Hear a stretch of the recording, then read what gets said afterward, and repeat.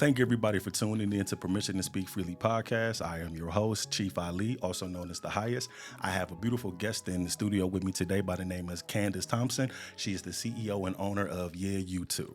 She can be able to tell you a little bit more about her business, what she does, dealing with family, trauma, and things of that nature. So please give a warm welcome to my guest, Candace Thompson.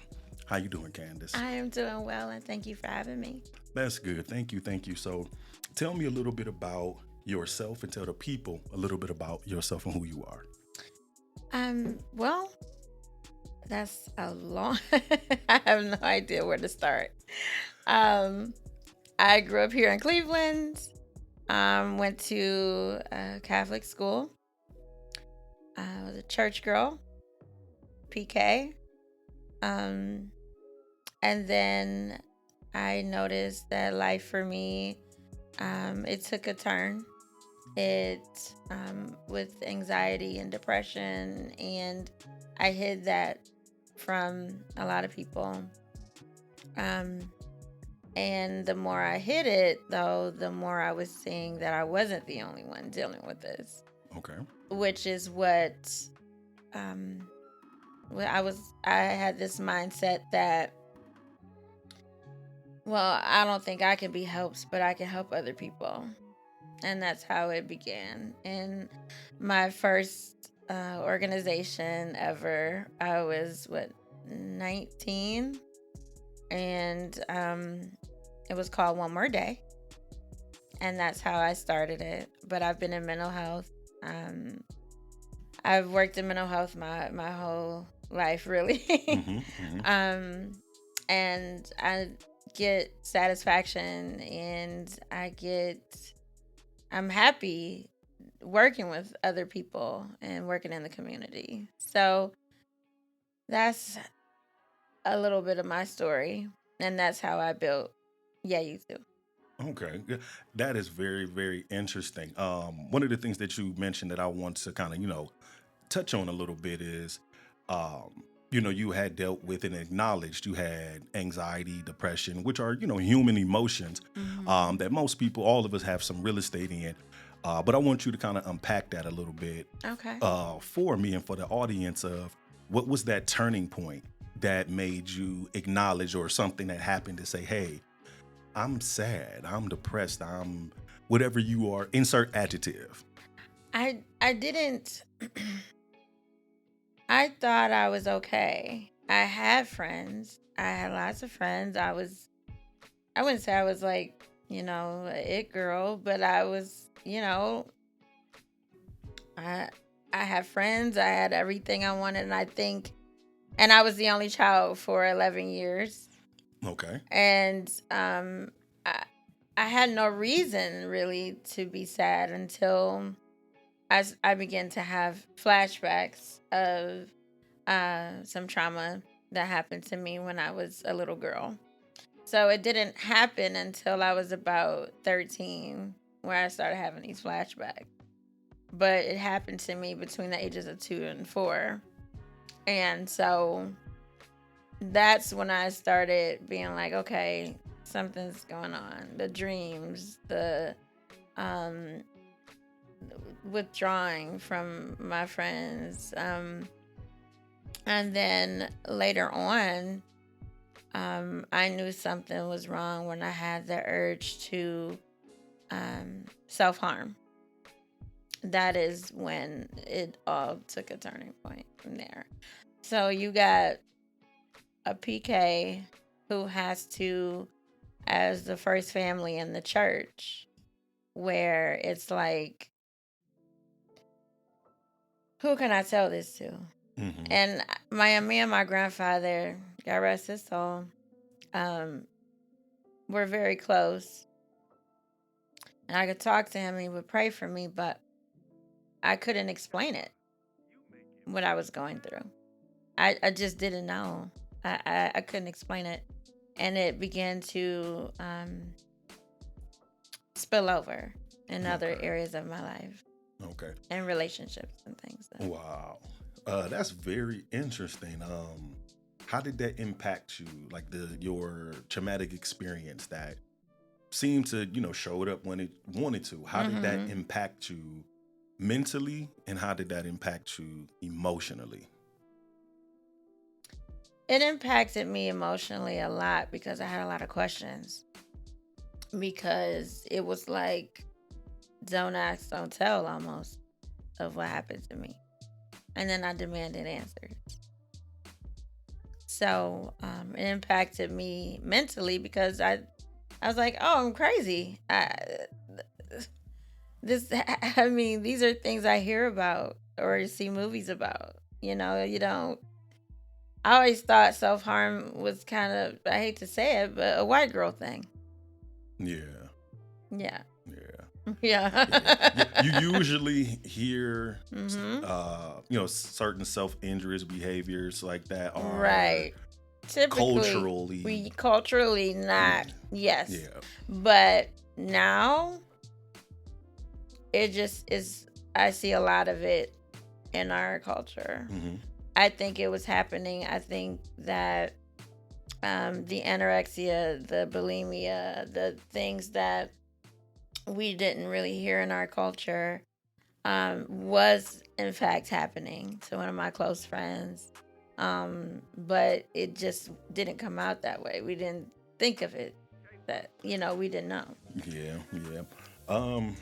Very interesting on this information, and thank you for having the strength to even share. It takes a different courage to be able to have that conversation, be able to speak about filling in the blanks of what potentially happened and how it affected you. And as you mentioned, vaguely it affected your relationships and I'm assuming of all kinds. Oh yes. So what inspired the creation of You Too? You Too came much later. So You Too started 3 years ago. Okay. What saved my life was writing, poetry. I did a lot of spoken word. I wrote 3 self-published books when I was 19 and 20. And that's how I found out people were actually going through the same thing. When they read, it was a fictionalized autobiography. So I did a lot of metaphors, a lot of things and I had his name. I should know his name, but he read it. He was like, if you gonna say it, say it. Because, like I said, the church, I was hurt by the church, by members of the church, and so it's different now. Okay. But I did go through a spell of I didn't want anything to do with it. But I would say writing is what saved my life. And then once people were reading it and I found out they weren't, they were going through the same thing, then I came up with One More Day, which is my very first organization. And then once I saw these patterns of the systems that we have or lack thereof, that's what made me create, and my pain helped me create You Too. Okay. All right. So I will assume myself and the listeners that this pain, would you identify with that as, this trauma as like a pain that you carry? Okay. Yeah. Would you agree that this pain gave vision to your philanthropy work? Absolutely. Okay. Unpack that a little bit for me and for the people of what pain you think gave birth to this vision? Like what overall pain that made you say, hey, nobody else this can never happen to her? What happened to make you come up with the name You Too? Isolation. The isolation. And You Too shows how inclusive it is. It's you too. It's whoever you are, wherever you've been. you too can get help. You too can fight this spiritual warfare. You too can make it. So that's where you too came from. Okay. So tell me, what exactly does you two provide? We're a connector. So what since we are new, what we're doing is we're connecting, we're putting people in, we're teaching a man to fish. Okay. Okay.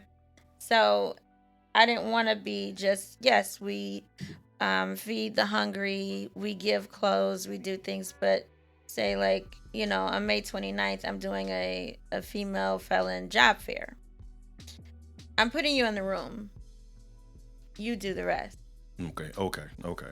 You see what I mean? Mm-hmm. We want to have as many resources as possible so that, because there's a disconnect and we want to be that bridge that connects that gap. People don't know where the resources are, or they try one and it's not working out, so they don't try anymore.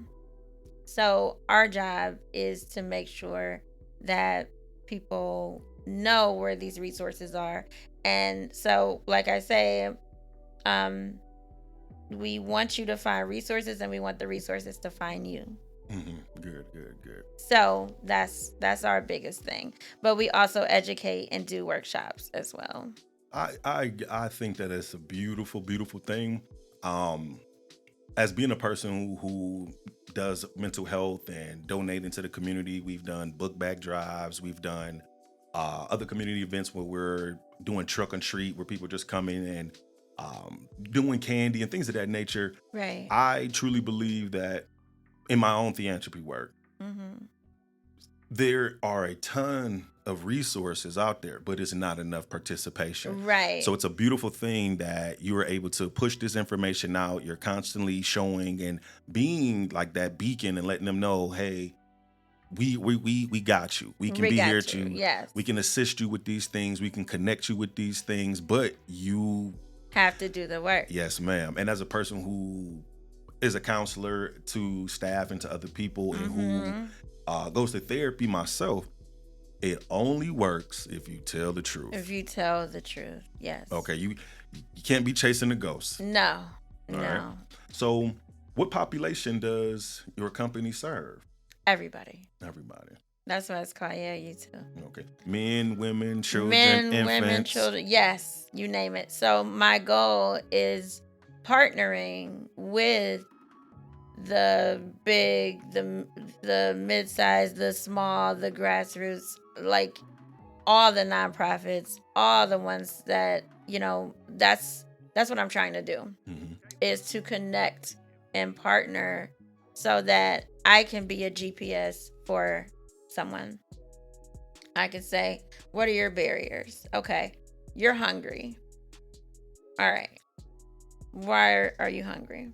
Do you need a job? All right. Let me get you to Employment GPS with Goodwill. Let me get you case management, which we'll be doing very shortly, hopefully next year. Then it's, okay, what are the barriers? So we want to know where are the barriers? Like you said, tell me the truth. Yeah, tell me the truth. Are you on drugs? Are you, we deal with, is it trauma? Is it drugs? Is it, what is it? And sometimes it takes longer to find out because they don't want to be judged. They don't want to be. And that's where my story comes in, where it's like, yo, I'm pretty sure if I haven't been through what you're going through, I'm pretty close. Yeah. Okay. So speaking of that, what are some trauma signs that people may overlook in like women and children? They come in so many different things. I would say in children, look at what your children create when they draw. That's a big one. You can tell what is going on in your child's mind through what they create. Mm. Yeah. How they play.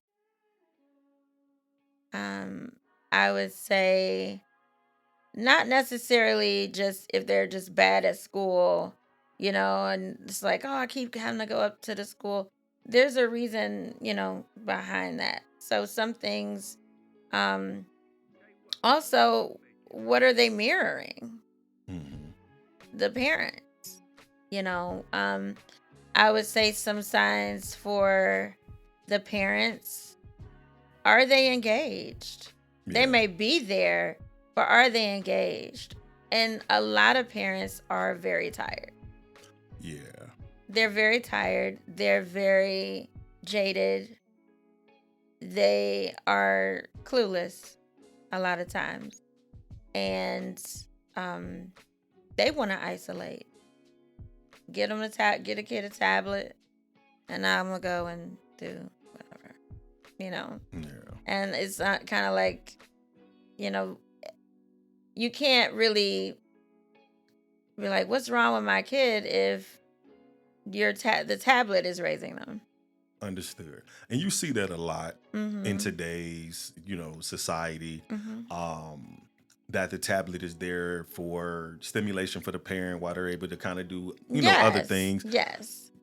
Understandable, but I don't agree with it fully. You know what I'm saying? Like, I know it's temporary. It's supposed to, be a filler for while you're doing other responsible things. But when it's all day. Yeah. When And you're, as you mentioned, it's raising them. Yeah. So just have a question about that. What do you think the system is failing vulnerable families with stuff like that? I don't know if you're familiar with it. If you know anybody in prison, what did they give them? Nothing. 3 hots in a cot? A tablet. Yeah. Get my drift? Yes, ma'am. Okay. Yeah. Okay. Yeah. It's programmed to be addictive. It's programmed to give you what they want you to watch. Have you seen videos when you take a tablet away from a child? Oh, yeah. Yeah. Have you seen us with our phones? Yeah. When we can't find it. Have you seen it? Yeah. Yeah. So, Yeah. The system, I don't think it's as much as a failure as it is a program. It's programmed. Okay. So when you say program, meaning that it was already written to have particularly this effect, this experiment that we're creating, putting this tablet out. I think it got worse during COVID. Oh yeah. And that was a test run. I don't want to sound like I got a tinfoil hat on, but I just go with what I see. Yeah, I mean you sound a little conspiracy theorist. However, I am one myself. If you can make the dots connect, right? You can make the dots connect where it makes sense. That I understand. I won't say, hey, I believe you, but I'm like, I don't think you off. I don't think you lying. Right. I don't think you lying. Yeah. You making sense. So I understand. But I try to be careful what I say. But yeah, I do feel like, everything you're in, some people, like, oh, this is the Matrix. But I do believe in some things being a simulation. I agree. I do agree. So we started off pretty hard, pretty strong, pretty deep. Thank you for letting us know, a lot about you, about your organization. So just want to get some, more information just about you. Generally, so myself and the listeners and the viewers can be able to just, Candace, you seem like you are a very strong woman taking on all of this pressure, I'll say, all of this stress to be able to help and assist others. So it seemed like they wouldn't fall into circumstances such as yourself. Right. So with all of these heavy things that you carry, what keeps you grounded?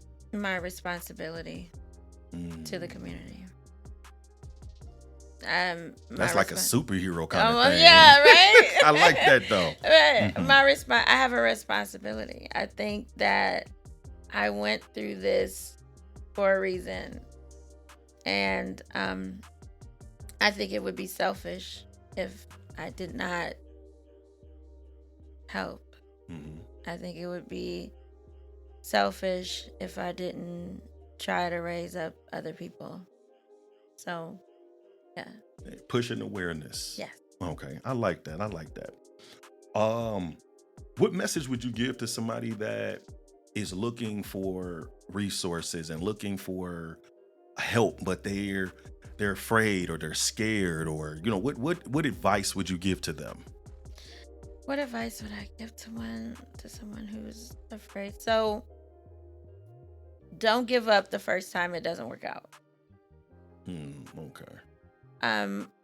You have to make these systems and everything work for you. It's not cookie cutter, but you need more than one resource. Mm-hmm. So, if you need food, don't turn down clothes. Don't turn down, I would say, look at all things, all resources. Make sure you advocate for yourself. I would say if you need someone to advocate for you, we do that. Mm-hmm. Okay. But advocate for yourself, that you're not just another number, that you're not just another person. Oh, you need government assistance. Oh, you're this, you're that. Don't let anybody tell you your story. Absolutely. I think a lot of times people are ashamed. They don't want to, it's not even that, they just don't want to seem like everybody else with the same problem. And I think they get ashamed. But don't be ashamed. You need help. Yeah. So let's unpack that a little bit. The not be ashamed to ask for help, or to, I guess I'll speak for him, a place for a man, making yourself vulnerable to be able to speak about what has possibly happened to you. Yes. Men go through things as well. Oh, People yeah. go through things as well. Yeah. And I think that sometimes in the world and in different cultures and communities, it's almost unheard of that things happen to men. Yes. That they're abused, that they're molested, that they're taken advantage of. All of these different things that you will feel or think that were just woman bound, that these only happen to women. Like, no, men are buck broken, they're humiliated, they're emasculated in all kind of different ways. Absolutely. To try to take their spirit, try to knock the light out of them. And when men still rise to the occasion, it hurts the person, the oppressor who pushed it upon them. Yes. And because it didn't work. So just giving, that information as a man who's been through my own things and situations, and who's finding the truth in therapy, finding the situation, finding that everybody doesn't think the same way. To someone, they may not feel like they did anything wrong. Right. Because, hey, that happened to them, which is no longer like an excuse to use. Oh, it happened to me. No, that's not an excuse to habitually keep pushing BS. Right. Knowing that you are diagnosed and you didn't like it, or what's happening to you, but you choose to push it on to somebody else. No. Right. Is why I can understand why some underlaws do what they do when people show up like that. Yes. And speaking on that, when it comes to men, my father, he passed away, but my father was raped. He was sexually abused. Wow. By his stepfather. And every chance he got, he had to try to, he was labeled a womanizer, but he had to prove his manhood every chance he got. And it backfired on him. He ended up not, he didn't make it. He committed suicide. Wow. And so I saw that early on, but I didn't know why he was so broken. I didn't know why he was so absent. And I didn't understand really until it was too late. But we don't just, we support men. You know, I'm doing a female felon job fair, but I'm doing one for the men in July. Yeah. But before that, give the people a So little bit of information of where they can attend your female friendly felon. Was it? Make sure I'm saying it yeah, the correctly. female felon job fair. Or is it a date, address, phone number? Yes, it is. So it's May the 29th. It is at the Midtown Collaboration Center, 1974 East 66th Street. And it's from 1 to 4. We will have employers there for jobs. So interviewing on the spot. We'll also have mock interviews. Dress for Success will be there. If you don't have anything to wear, we help you. And we will have like a bag of clothing that you can take with you, refreshments, and resource tables. So that's what we'll have. Okay. And this is targeted primarily to women. Reentry. Okay. So what advice would you give to, say, a young mother who's re-entering into the world, who's, maybe silently struggling right now? Would this be like a good place for her to come? Absolutely. It would be a very good place for her to come to, because these are employers who are giving you a second chance. So specifically, these employers are. And they're not like, oh, let me give you a girly job. Like, no, we got everything from Edwin's to construction to, you know what I'm saying? So sometimes I get questions like, well, what kind of job's going to be there? Do you need one? Do you need a job? Do you need a job? Does it matter? A felon-friendly job. A felon-friendly job. Okay. So sometimes I get things like that. But I'm like, baby, if you need a job, just come on down. Okay. But I would let them know your past is not your future. And that, shake that off. Yes, ma'am. So shake that off. I'll take that as a form of healing. Got to heal through things. Got to heal through that, yes. All right. So what does healing look like to you personally? Healing,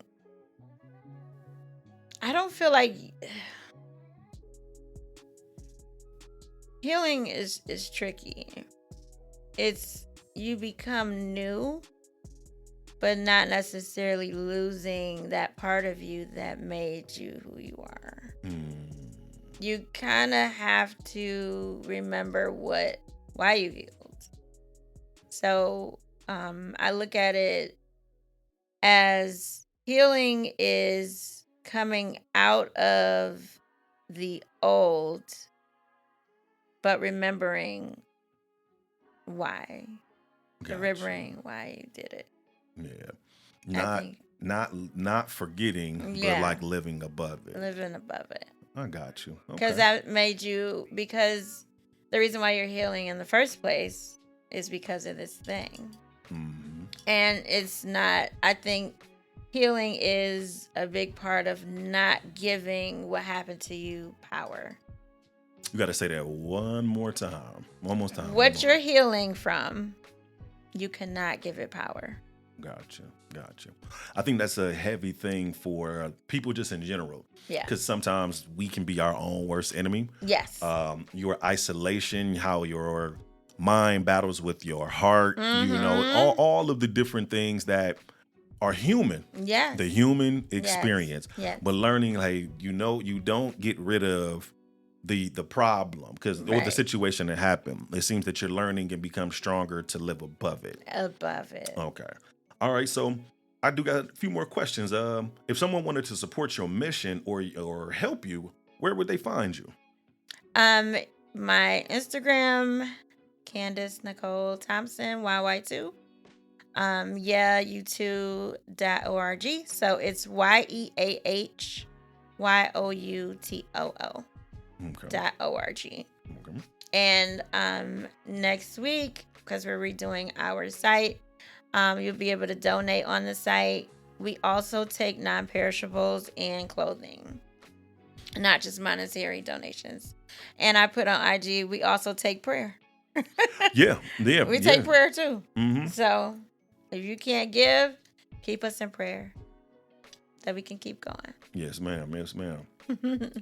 So I do have just a few more questions to get the listeners to know more about You Too. Okay. What inspired just that creation itself of You Too? I became a mom.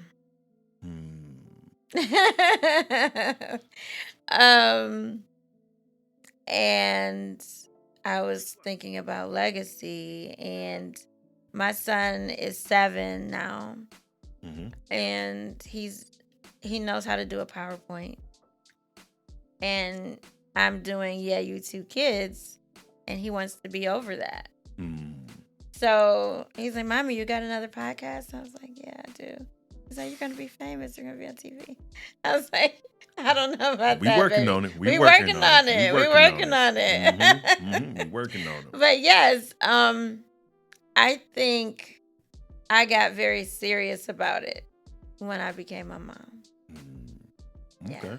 So what does the name mean to you? Or what does the name mean itself? You Too? Yeah. So some people that we were talking about who are ashamed, who have stigma, who whatever the case may be, it's like, come on, You Too. You need something? Come on, You Too. You a veteran? Come on. You was a victim of domestic violence, rape? Come on, You Too. Okay. You know, it's inclusive. I like that word. Very, very, very much inclusive. Okay. All right. So one thing that I want listeners to know about you, just from our interaction, is that you can feel your passion.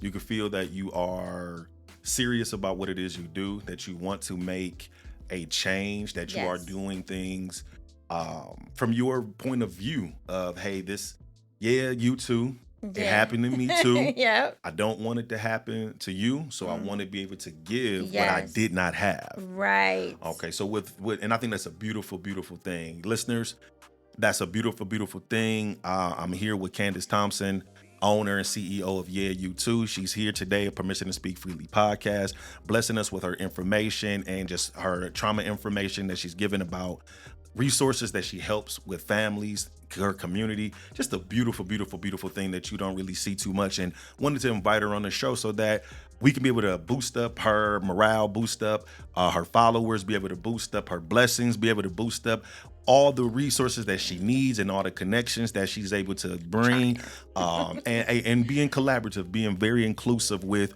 our connection, both being mental health. Yes. Okay. Yes. So if there's something you would love the listeners to be able to take from today's episode, which will be, a lot we talked about. Yeah. Okay, a lot we talked about just in this first session. What is something you would love for the listeners to take with them? Keep fighting. Keep fighting. Keep fighting. Even on your worst days, you might not be standing where you want to be, but you're still standing. Absolutely. And so that has to count for something. Don't stop fighting. Don't stop dreaming. Stop shortchanging yourself. And I would say the past is the past. There's nothing you can do about it. But you can get stronger from it. You can make money from it. Yeah, absolutely. Absolutely. Make it a paycheck. Yeah. Okay. What's next for Candace Thompson and You Too? So, the donor piece, I'm looking to do some really cool fundraisers. I also want to be able to build Medicaid so that I can continue doing educating and building with children and educating. So just being more visible Mm-hmm. and just growing in every way. That's the future, and I can see it being huge. Gotcha. I don't want it. I don't have any limits on it. No ceilings. No ceilings. Lil Wayne. No yes, ceilings. No ceilings. That's right. Okay, I got you. So I greatly appreciate you coming on the show today, being able to tell your side of the story of things, be able to express to people what it is that you are, what it is that you do, what it is that you represent, and where people can find you. Yes. So thank you for tuning in to another episode of Permission to Speak Freely podcast. I am your host, Chief Ali. I am Candace Thompson. And you have the permission to speak freely. Keep me from all evil. Lord, would you keep me